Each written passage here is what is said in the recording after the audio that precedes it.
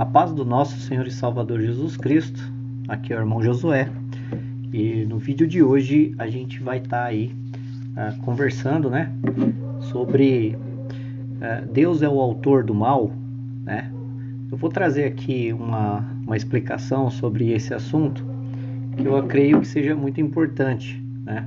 E que às vezes acaba passando batido por alguns irmãos, e há muita dúvida em torno disso, né? Deus é o autor do mal ou não? É um tema bem acadêmico, né? Que desenvolve debates aí ao longo do tempo. Mas se você é um leitor comum, igual eu sou, e deseja buscar uma resposta plausível, honesta, né?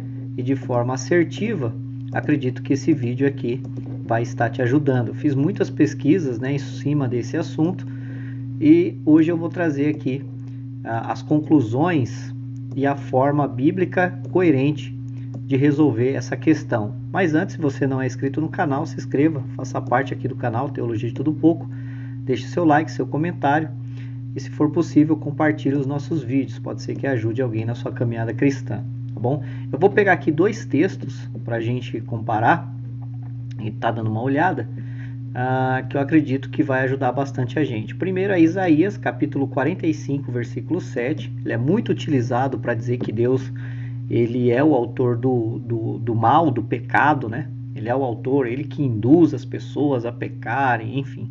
A gente vai ver isso também, tá? Mas está aqui, ó, Isaías 45, versículo 7. Depois você pode pegar a sua Bíblia aí e estar lendo nela, tá? Então ele vai dizer assim, ó, versículo 7. Eu formo a luz e crio as trevas. Eu faço a paz. Eu crio o mal. Eu, o Senhor, faço todas essas coisas. Isso na CF, tá? Na versão NVT vai dizer assim. Formo a luz e crio as trevas. Trago a paz e crio a calamidade. Aqui é com mais clareza, né? Calamidade. Eu, Senhor, faço todas essas coisas. Tá? Então aqui a gente percebe aqui no texto que tem essa questão aqui sobre o mal. E muitas pessoas usam, né, esse texto para argumentar e dizer que Deus ele é o criador do mal, né, do pecado, né? Se ele não é o criador do pecado, ele pelo menos vai instigar as pessoas a cometerem o pecado, né? Infelizmente existe aí uma teologia que defende esse tipo de posicionamento, tá? Outro texto que eu quero trazer aqui para os irmãos, que eu acredito que seja bem interessante, é aqui 1 Tiago, né? Aliás, aqui Tiago, né? O livro de Tiago, capítulo 1, né? Que vai dizer exatamente dessa maneira, né? E quando vocês forem tentados, não digam, esta tentação vem de Deus, pois Deus nunca é tentado a fazer o mal, e ele mesmo nunca tenta alguém. A tentação vem dos nossos próprios desejos, que nos seduzem e nos arrastam. Esses desejos dão a luz ao pecado. Veja que o desejo é que dá a luz ao pecado e não Deus. E quando o pecado se desenvolve plenamente, gera a morte. Não se deixem enganar, meus irmãos. Aí ele vai dizer aqui, ó, toda dádiva que é boa, perfeita, vem do alto, do Pai que criou as luzes no céu.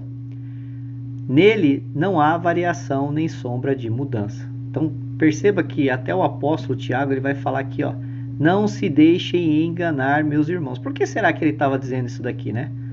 E aí ele vai arrematar dizendo que toda dádiva boa e perfeita vem do alto. Veja, não tem dádiva ruim, dádiva boa vem do alto, ou seja, né, tudo foi criado e não há sombra de mudança ou de variação, dependendo da tradução. E por que eu estou dizendo isso? Porque muitas pessoas são questionadas sobre esse assunto e perguntam, Josué, mas se Deus não é o autor do mal, da onde surgiu o mal? Da onde veio o mal? Né? Então, assim, é bem interessante a gente analisar que Deus ele criou o homem à sua imagem, conforme a sua semelhança. E Deus criou os anjos também. mas os anjos não são conforme a imagem e semelhança de Deus, porém, eles são superiores aos homens, os anjos. Lá em Hebreus, capítulo 1, você vai encontrar essa passagem aí, tá bom? Então, o que acontece? Quando Deus criou os anjos, vamos pegar aqui os anjos, né? Porque o pecado se iniciou com os anjos. Deus criou os anjos, mas eles são seres morais, né? Ser moral, e também um ser espiritual. O que é isso, moral? Moral é aquela condição de pensar, de raciocinar, de falar, de desejar, ou seja, essas funções, né, que nós seres humanos temos e que os anjos têm. Existem várias passagens nas escrituras que mostram essa condição nos anjos, certo? E os homens também têm isso, né? Deus criou o homem à sua imagem conforme a sua semelhança, os anjos não, mas criou tanto anjos como os homens de forma a terem um intelecto, a pensarem, a desejarem, né? E por aí vai.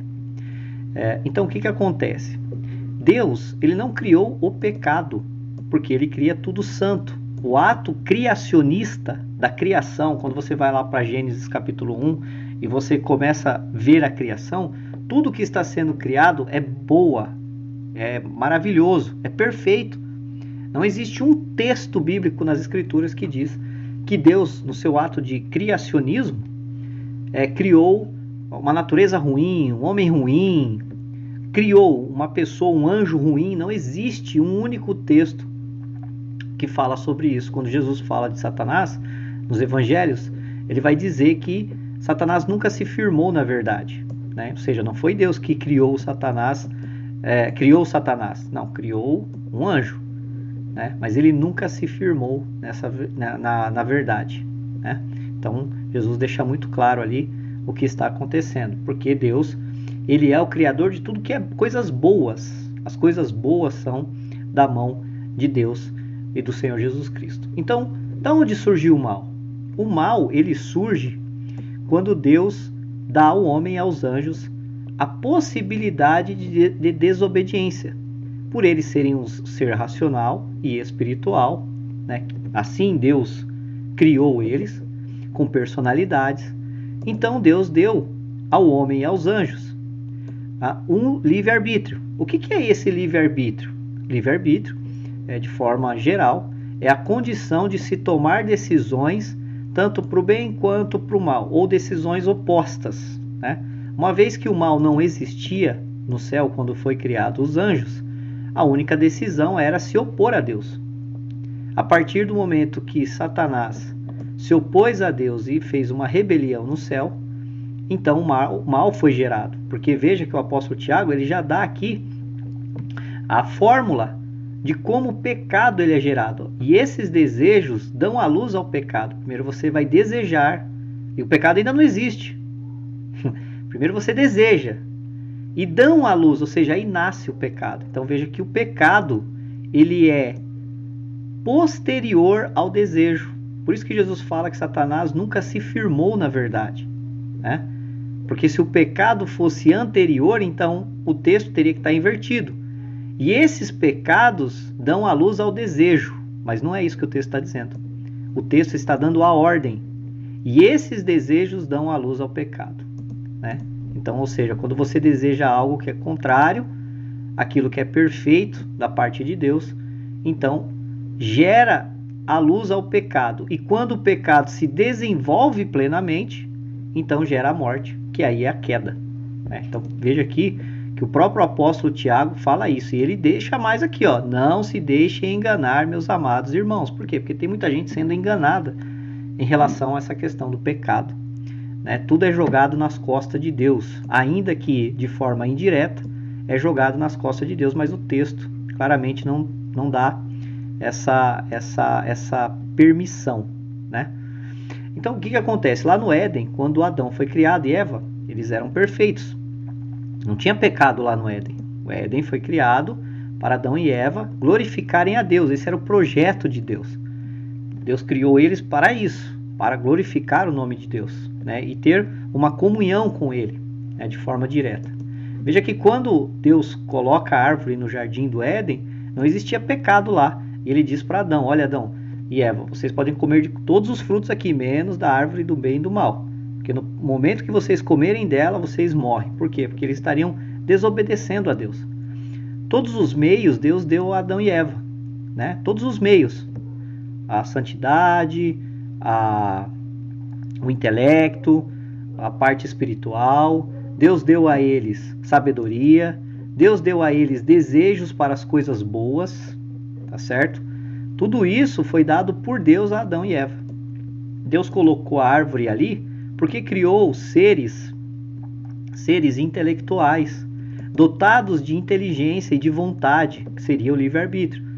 Então você tem o livre-arbítrio de obedecer ou desobedecer, porque até então o pecado não estava no Éden. A partir do momento que Adão e Eva eles desobedecem a Deus, então os desejos dele, veja que lá, você pode ir lá em Gênesis, eu não vou sair daqui do texto, mas você pode ir lá em Gênesis. Eva olha para o fruto e vê que o fruto era bom e agradável, ou seja, o desejo.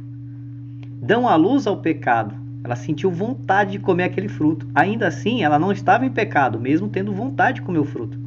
Porque o pecado ainda não tinha dado à luz, né? Ou seja, o desejo ainda não tinha dado à luz ao pecado. Ele estava em formulação, né? Então, quando ela pega o fruto, ainda não havia o pecado. Mas quando o pecado se desenvolveu plenamente, ela comeu o fruto, então gerou a morte.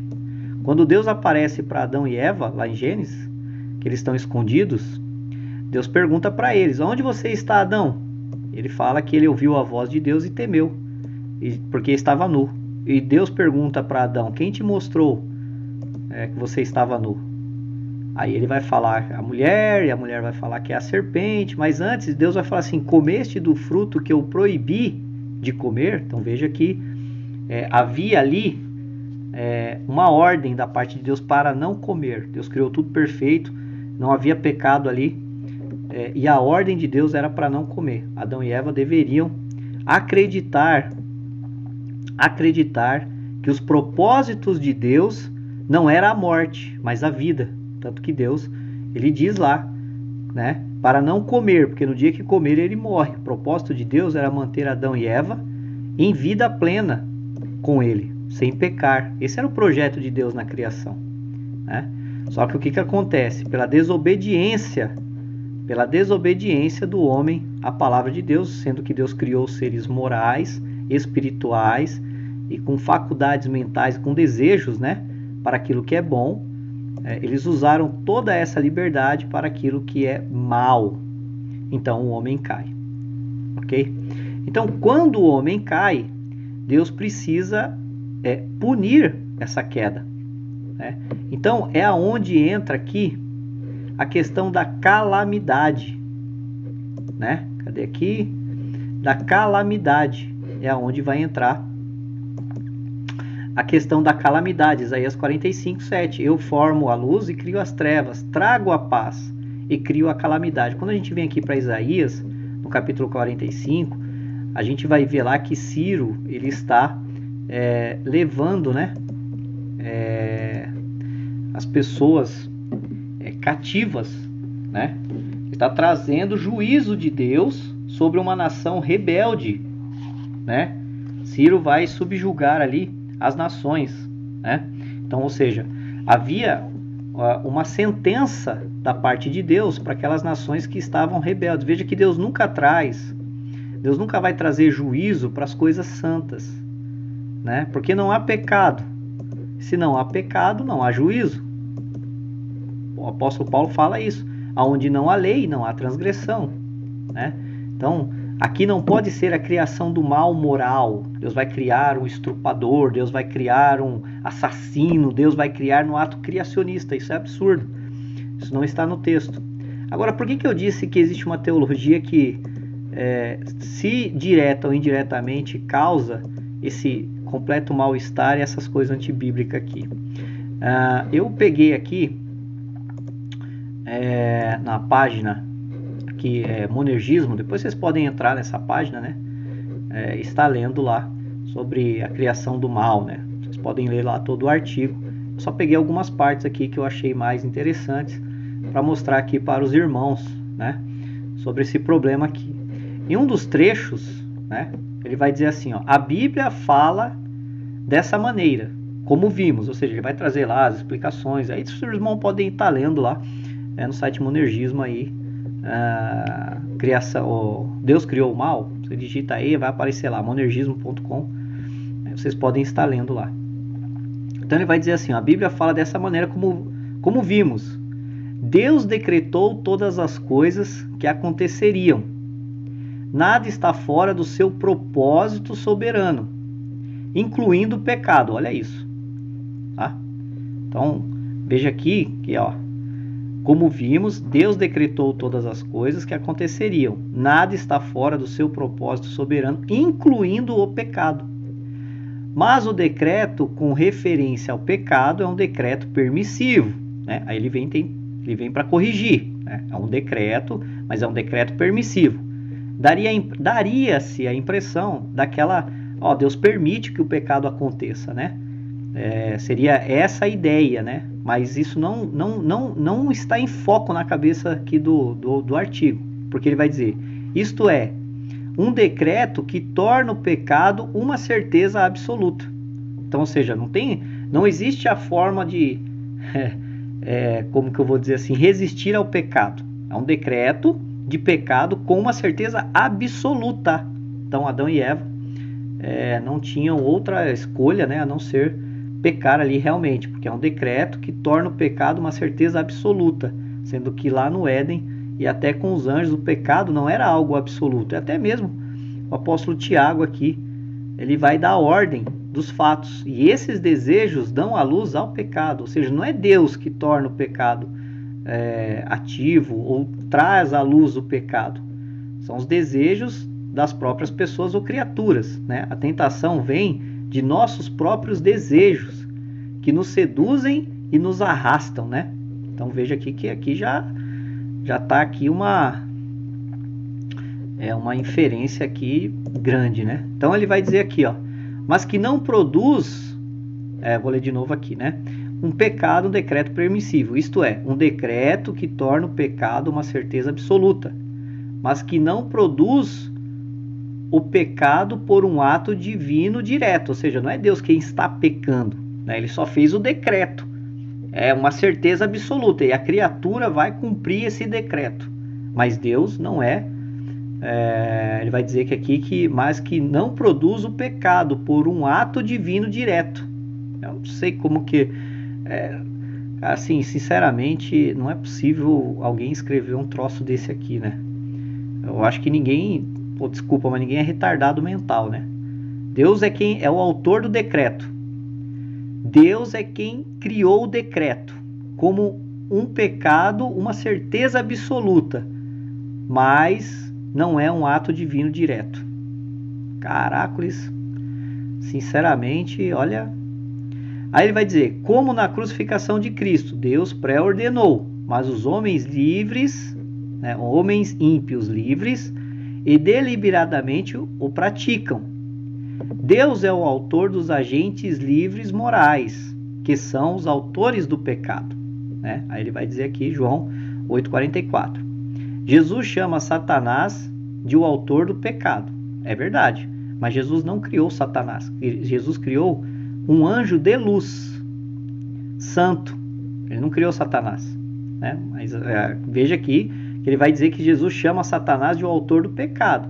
Mas seguindo a lógica aqui, foi Deus quem criou Satanás. Não, Deus não criou Satanás. Deus criou um anjo de luz. Na rebelião de Satanás, ele vira Satanás, né? Aí vamos lá. Além do mais, a visão calvinista não alega que o decreto... Agora, olha isso daqui. Tá vendo aqui em cima, né? Onde a gente falou do decreto permissivo. Ele vai dizer... A visão calvinista não alega que o decreto de permitir o pecado, o mal e etc. é um mero decreto permissivo. Ou seja, não é aquela questão assim, não, Deus permitiu, né? Deus não foi o autor, né, do pecado. Ele não quis aquilo, mas ele somente permitiu que acontecesse. Então ele está dizendo que não é um mero decreto permissivo, isto é, que Deus permite suas criaturas pecarem. Como se ele estivesse dizendo, está tudo bem, afinal de contas todos os humanos são iguais. Agora, Olha o que ele vai dizer. Deus abomina o pecado. Perfeito. Aí ele arremata.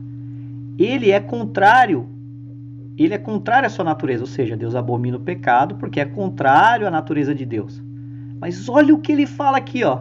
Mas em sua vontade perfeita e secreta, ele achou certo decretá-lo como uma parte do seu plano para a história. Cara, isso aqui, sem zoeira, é absurdo isso daqui. Isso aqui é absurdo. Veja, Deus abomina o pecado, correto. Ele é contrário à sua natureza, perfeito. Mas a sua vontade perfeita e secreta, né? Ou seja, a vontade oculta de Deus, né? Ele achou por certo decretá-lo. Isso daqui é como se fosse uma adaptação do maniqueísmo, né? Qualquer dia eu vou fazer um vídeo aqui sobre a questão do maniqueísmo. Santo Agostinho combateu essa heresia no primeiro século, ou no terceiro século, aliás, quase para o quarto, né? Mas veja que é como se fosse uma adaptação, né, do maniqueísmo aqui, né? Uma vontade secreta, um poder secreto que subjuga o revelado, né? E aí, uma outra parte aqui, que eu quero ler com os irmãos, na continuação, ele vai dizer assim, ó, porque Deus decretou o pecado então? Ou seja, Deus decretou o pecado. Por que Deus decretou o pecado? É a pergunta que ele está fazendo, né? Aí ele vai dizer assim, ó, a última resposta é para a sua glória. Aqui eu quero destacar isso daqui. Ele está dizendo que o pecado foi decretado para a glória de Deus, né? Aí ele cita aqui Efésios 1:11 e Romanos 11:33. Eu quero só mostrar para os irmãos que isso daqui é para enganar as pessoas, tá? Isso aqui não tem nada a ver pecado para a glória de Deus, não. Tá bom? Então a gente vai ver esses textos aqui. Depois a gente volta aqui, ó. Efésios 1. Ele falou aqui Efésios 1:11. Né? O 11 tá aqui, ó.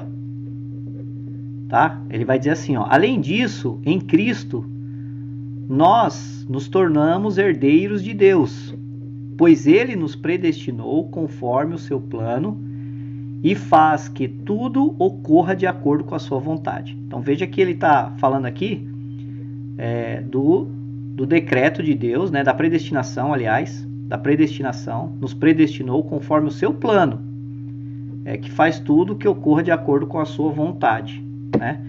Mas aqui ele está dizendo que a última, por que Deus decretou o pecado então?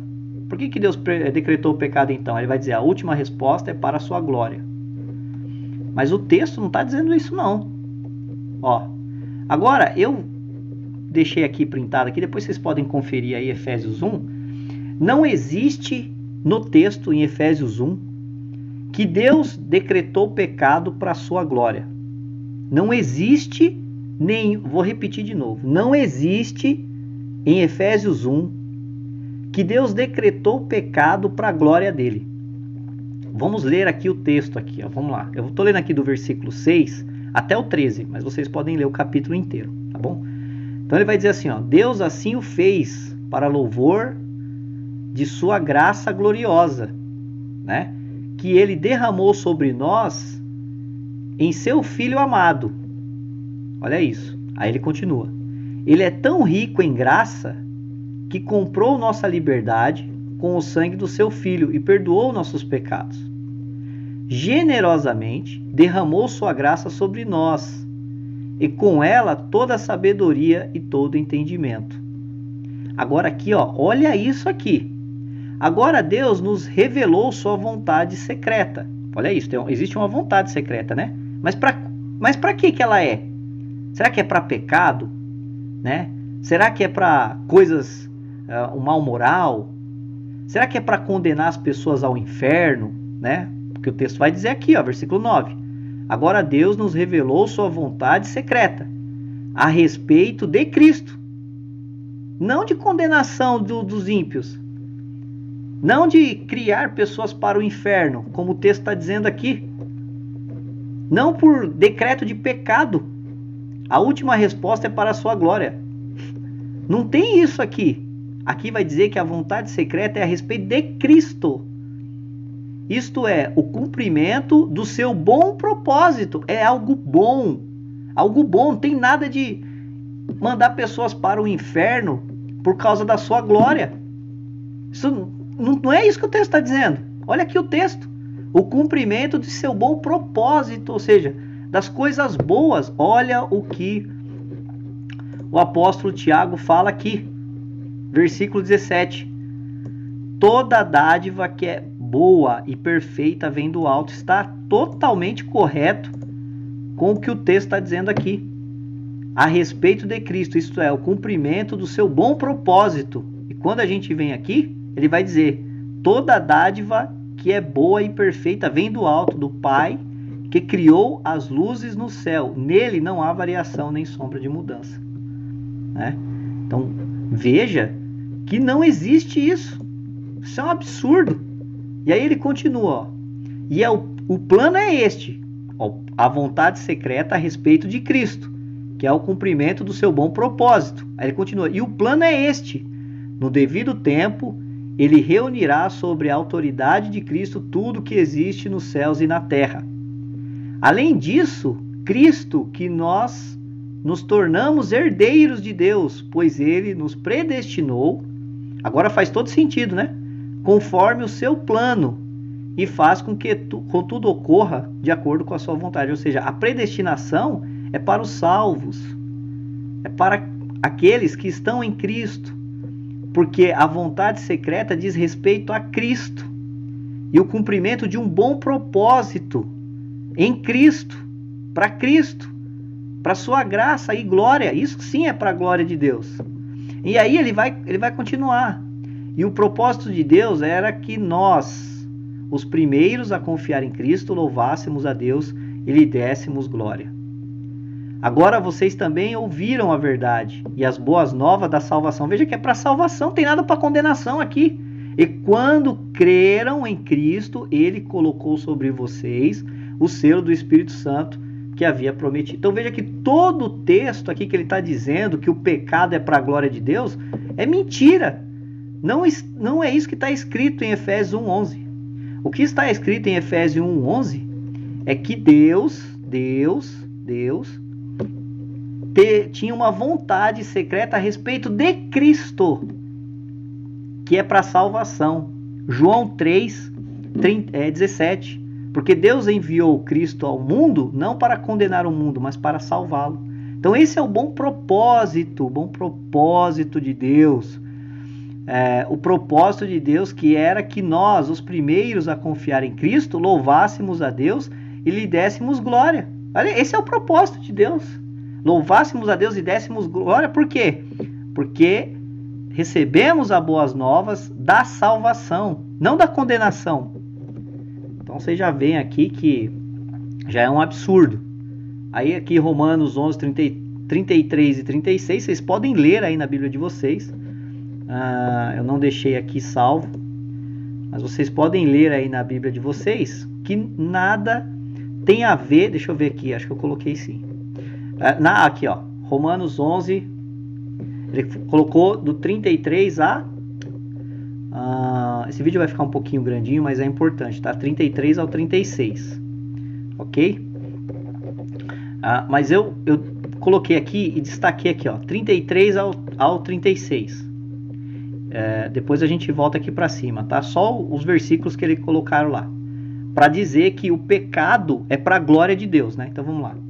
O versículo vai dizer assim, ó: como são grandes as riquezas, a sabedoria e o conhecimento de Deus. É impossível entendermos suas decisões e seus caminhos. Ok. Pois quem conhece os pensamentos do Senhor? Quem sabe suficiente para aconselhá-lo? Quem lhe deu primeiro alguma coisa para que ele aprecie, ou retribua, ou depois retribui, ou para que ele depois pudesse retribuir? Pois todas as coisas vêm dele, existem por meio dele, e são para ele. A ele seja toda a glória para sempre. Amém. Então, ele pegou do 33 ao 36. Mas por que ele não pegou do 30? Porque se ele pega até do 30, acabou. Essa conversa fiada aqui, ela desmonta. Olha o versículo 30. Em outros tempos, vocês gentios foram rebeldes. contra Deus, mas agora, por causa da desobediência deles, vocês receberam misericórdia. Ó, até marquei aqui, ó, receberam misericórdia e foram rebeldes. Versículo 31. Agora eles são rebeldes, Israel, e Deus foi misericordioso com vocês, para que eles também participem da misericórdia dele. Ó, novamente, misericórdia, né, e rebeldes. Agora a chave aqui é o versículo 32, olha isso. Pois Deus colocou todos debaixo da desobediência, para que de todos tivessem misericórdia. Olha isso. Por que eu grifei? Ó, receberam misericórdia, foram rebeldes. Agora eles são rebeldes e também participam agora da misericórdia de Deus. Versículo 32. Porque Deus colocou todos debaixo da desobediência para que com todos tivesse misericórdia. Aí o versículo 33. Como são grandes as riquezas e a sabedoria e o conhecimento de Deus. É impossível que entendermos suas decisões e seus caminhos. Pois quem conhece os pensamentos do Senhor e quem sabe o suficiente para aconselhá-lo? Paulo está dizendo aqui que quem somos nós para querer aconselhar a Deus sobre quem ele deve derramar misericórdia? Quem somos nós para querer isso? Porque o povo judeu não queria ter misericórdia do mundo. Eles eram para proclamar a palavra de Deus para o mundo. Mas eles não fizeram isso. Eles não fizeram isso. Então Paulo vai dizer, olha, vocês, está falando para os gentios, vocês foram rebeldes contra Deus, mas agora por causa da desobediência deles, que desobediência deles são essa? De levar, de proclamar, de receber Jesus. Vocês receberam misericórdia. Agora eles são rebeldes. E Deus foi misericordioso com vocês, para que eles também participem da misericórdia dele. Ou seja, quem questionar o Senhor, Deus soberano, todo-poderoso, sobre a misericórdia dele sendo derramada sobre essas criaturas, ele não vai permitir, porque aí é onde ele vai dizer aqui, ó, versículo 32, que é o chave, pois Deus colocou todos debaixo da desobediência para usar de misericórdia para com todos. Então, o ponto do versículo 33 ao 36 é sobre a misericórdia a qual Deus concede, tanto ao povo de Israel, quanto ao povo gentil. Aqui não tem nada de mandar pessoas para o inferno, para que o pecado seja a glória de Deus. Não é o pecado a glória de Deus, mas a misericórdia, a graça, Jesus, as coisas boas é a glória de Deus. As coisas boas é a glória de Deus. Aí ele diz, pois todas as coisas vêm dele, coisas boas, salvação, ó, toda a dádiva de Deus é boa e perfeita e vem do alto, o Pai, que criou as luzes do céu. Nele não há variação, nem sombra de mudança. Então, as coisas boas é que vem do céu e que é agradável. Então, perceba que não existe nada aqui dessa conversa furada, fiada, porque Deus decretou o pecado. Efésios 1:11 não fala de decreto de pecado. Romanos 11:33 não fala de decreto de pecado. E nem diz que o pecado é uma resposta, em última análise, é para a sua glória. Não é o pecado que é para a glória de Deus, mas a graça, Jesus, salvação, redenção, tudo isso é para a glória de Deus. Tudo isso é para a glória de Deus, né? Tudo isso é para a glória de Deus. Aí ele continua, né? Mas cada uma das razões pelas quais Deus escolheu esta forma de manifestar sua glória, não sabemos. Algumas coisas estão ocultas no conselho secreto do Deus Todo-Poderoso, nas palavras de John Murray, aquele comentário branquinho, né, de Romanos, né, que muita gente fala que é top, né? Ele vai dizer assim, ó, John Murray: não devemos tentar descobrir as razões de Deus não devemos tentar descobrir as razões de Deus, conselho não revelado. Devemos nos curvar em humildade e adoração e dizer: não fará justiça o juiz de toda a terra? E se tivermos dispostos a dizer: por que me fizeste assim? Ou seja, por que Deus te criou um assassino? Por que Deus te criou um estrupador? Por que Deus te criou um homicida? Por que Deus te criou desse jeito? Deveríamos nos lembrar da resposta inspirada: quem és tu, homem, para discutir com Deus? Porventura pode o objeto perguntar a quem o fez: por que me fizeste assim? Aí ele vai usar lá Romanos 9, como dizendo que Deus criou assassinos, Deus criou todas essas porcarias aí que é contrária à sua lei revelada, né? Não podemos conhecer o Todo-Poderoso com perfeição. Então veja que isso daqui fere as escrituras, né? Isso aqui não está nas escrituras e nem os textos que eles utilizam, porque se você olhar o texto com calma, você vai ver que não existe isso, porque Deus decretou o pecado, então a última resposta é para a sua glória. Não, cara. Efésios 1:11 não fala nada disso e Romanos 11:33 também não fala nada disso daqui. Então veja que o pecado, ele não foi criado por Deus, mas a manifestação do pecado veio à tona a partir do momento que a criatura, se rebelando contra o Criador, desobedeceu a Deus. E lendo aqui a palavra de Deus, onde o apóstolo Tiago fala: não se deixem enganar, meus amados irmãos, ele vai dizer que a tentação vem dos nossos próprios desejos, não de Deus. Não é Deus que tenta o homem, porque o próprio apóstolo vai dizer, né, que Deus não tenta ninguém, porque ele não pode ser tentado a fazer o mal moral às pessoas, ele não pode fazer isso, né? Então ele vai dizer que nos seduzem e nos arrastam, né? A tentação vem de nossos próprios desejos, que nos seduzem e nos arrastam. Esses desejos dão a luz ao pecado, e quando o pecado se desenvolve plenamente, gera a morte, né? Então, porque Deus criou seres autônomos no sentido de tomar escolhas, né? Então, houve essa possibilidade deles pecarem, mas o pecado não existia. O pecado começou a existir a partir do momento que os desejos das criaturas boas começaram a seduzi-las, levando a luz ao pecado, e quando o pecado se desenvolveu nessas criaturas, gerou a morte, a queda da criatura, tanto dos anjos quanto do homem. Agora, eu quero só destacar uma coisa aqui que eu achei bem interessante, e eu vou ler a respeito sobre a providência, né? Por que Deus permitiu, então, o pecado, né? Por que Deus permitiu o pecado? Primeiro, porque Deus criou tanto anjos como seres humanos, seres racionais, intelectuais, dotados de vontade, de desejos, sempre para as coisas boas, porque a criação de Deus, o princípio de criação é para as coisas boas, mas com possibilidades de desobediência ao Criador. Veja que desobediência, até acontecer, não é pecado. A partir do momento que peca, então ele é gerado, e aí vem a morte, né?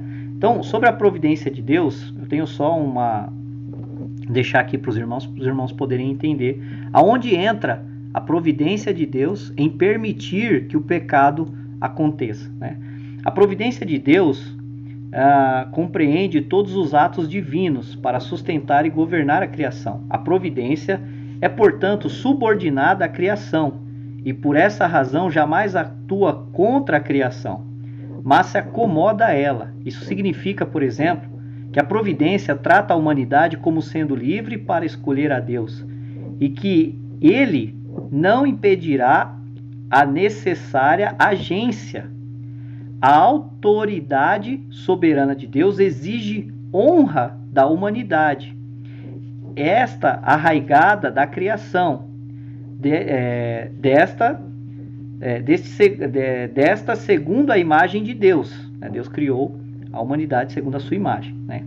De modo santo, justo e sábio, Deus zela de maneira como se deve ser adorado.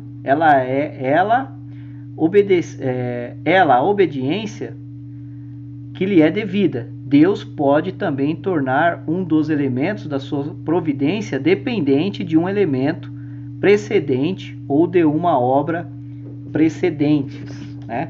Então vai dizer assim, de outro modo, a providência que deveria ser acomodada à criatura almejaria ser diretamente contrária à criatura, caso ela não sustentasse as decisões da criatura. Então, a providência, ela sustenta a decisão da criatura. Caso contrário, não seria possível a criatura tomar alguma decisão por si, sendo livre. Então, logo, Deus teria que tomar a decisão pela própria criatura. e aí Deus seria o autor do mal, né? Eu quero ler aqui com os irmãos algo que eu achei bem interessante e que vai ser muito produtivo, já finalizando aqui esse assunto, tá? Deixa eu só abrir aqui para que os irmãos possam acompanhar aí com a gente essa análise. Eu sei que ficou um pouquinho extenso e grande, mas é para a compreensão dos irmãos e para que os irmãos tenham aí um entendimento sobre o assunto um pouquinho melhor e até a análise de alguns versículos e textos bíblicos necessário, tá? Eu tirei aqui uma foto aqui do meu material, e a gente vai ler aqui um pouquinho, tá? Então isso daqui foi de Tertuliano, escrito em 208 depois de Cristo, né? Depois de Cristo, tá aqui o nome do livro, vocês podem estar procurando, o volume e a página, né? Então, ele vai dizer a questão sobre esse mal, né? Será que Deus é o criador do mal? Então ele vai dizer assim, veja, os marcionitas dizem como ele se reconhece como o criador do mal na passagem de Isaías 45. Eu sou quem cria o mal. Eles tomam uma palavra cuja única forma reduz a confusão e a ambiguidade, dois tipos de males, porque tanto os pecados quanto os castigos são chamados de males, né? Aí ele vai dizer, e o farão em cada passagem para ser entendido como criador de todas as coisas más, em ordem para que ele seja designado o autor do mal. Ou seja, vão fazer isso para dizer que Deus é o autor do mal. Olha isso, isso já acontecia naquela época, né? E continua sendo hoje. Nós, pelo contrário, distinguimos entre os dois significados das palavras em questão, e separando os males do pecado dos males penais, né? Da calamidade, né? Da punição, a criatura que vai contra o seu Criador ou a sua rebelião. A culpa e a pena, né? Confinamos a cada uma das duas classes seu próprio autor. O diabo como autor dos males pecaminosos. É engraçado porque quando a gente vem aqui, a gente não vê, né? Parece que o diabo está de férias, né? Parece que o diabo está de férias, né? Quando a gente vem aqui, a gente não vê, né? Que Deus decretou todas as coisas, né? Nada fora do seu, até o pecado, Deus o pecado, mas é uma certeza absoluta, né? E por aí vai, né? Mas a sua vontade perfeita, secreta, achou por certo decretar o pecado, ou seja, o diabo tirou férias, tá na praia, né? Aí ele vai dizer aqui, a culpa, né? Confirma cada uma dessas classes o seu próprio autor. O diabo como autor dos males pecaminosos, a culpa. E Deus como criador dos males penais, a pena, né? Ou juízos. De modo que uma classe seja considerada moralmente má e a outra seja classificada como as operações da justiça que provam sentenças penais contra os males do pecado. Da última classe de males compatíveis com a justiça, né? Deus derramando justiça contra aqueles que se rebelam contra ele e contra o seu chamado. Deus é, portanto, declaradamente o Criador, né? Porque ele derrama a sua justiça, né? Sobre o pecado. Eles são, sem dúvidas, maus para aqueles por quem são sofridos, ou seja, quem está sofrendo o juízo de Deus considera aquilo mal. Mas ainda por conta própria não são bons. Por quê? Porque Deus está derramando a sua justiça sobre eles, como sendo justos e defensores do bem e hostis ao pecado. A esse respeito, eles são, além disso, dignos de Deus. Então veja que perfeita análise aqui, tá bom? Então Deus abençoe a vida dos irmãos e até o próximo vídeo. Espero que os irmãos tenham aí entendido essas questões. Deus abençoe e até o próximo vídeo.